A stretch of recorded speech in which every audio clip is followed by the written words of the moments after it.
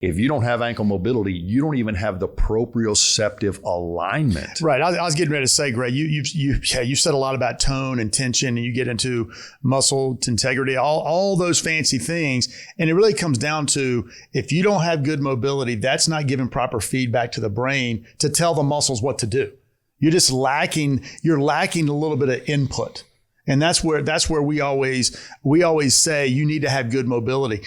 We want you to have good mobility, as you said, minimum amount, at least reach the minimum amount, so that the joint can give good feedback and good information, so that you have good alignment and all that. And that's proprioceptive input. That's motor control. That's stability. All those things we always talk about.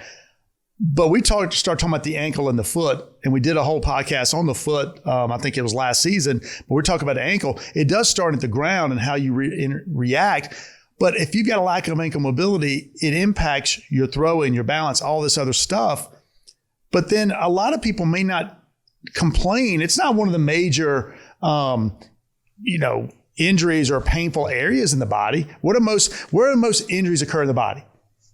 Backs, you say spine, low back, shoulders, and knees. Yes.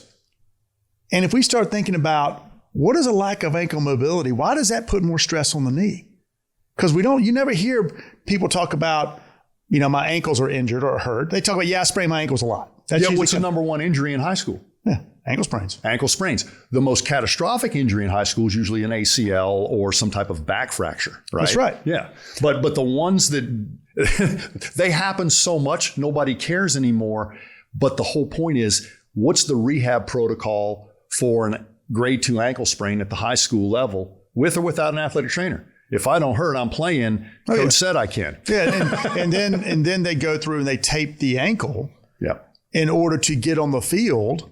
So in essence, they're now locking up the ankle, putting more stress on the knee. And if we think about the joints around the biggest areas of concern, the knee, the back, and the shoulders. Well, now you got the ankle, the hips, and the upper back and T-spine. Right. And if you follow or read much about anything these days, all you hear about is, well, we got to get the hips moving. We got to get the ankles moving. We got to get the T-spine moving. It's all connected. And that kind of leads me to the conversation about this idea of regional interdependence. Okay. Is what you and I have been describing. When we talk about movement, that's really what we're talking about.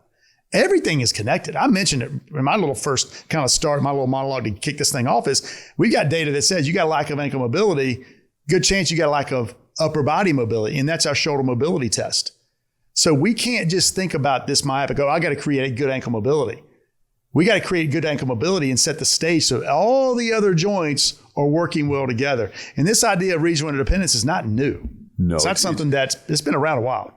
It's not. It's been in physical therapy. And basically, let me just put it this way. If you're rehabbing with unknown problems, they burden the rehabilitation. If you're trying to get your back out of pain and have stiff hips and ankles, it's going to be a different journey for you than somebody who's also got back pain and doesn't have those issues. And we need to start taking those into account, because what do we know? If I get you out of back pain, right, and I get somebody else out of back pain, and you both leave my clinic, one of you doesn't have the other risk factors, like poor balance on one leg, lack of ankle mobility, a lack of a deep squat and a toe touch, or a huge asymmetry, you're coming back and they're not, meaning it's going to come again because I got you out of the episode. I didn't change your forecast.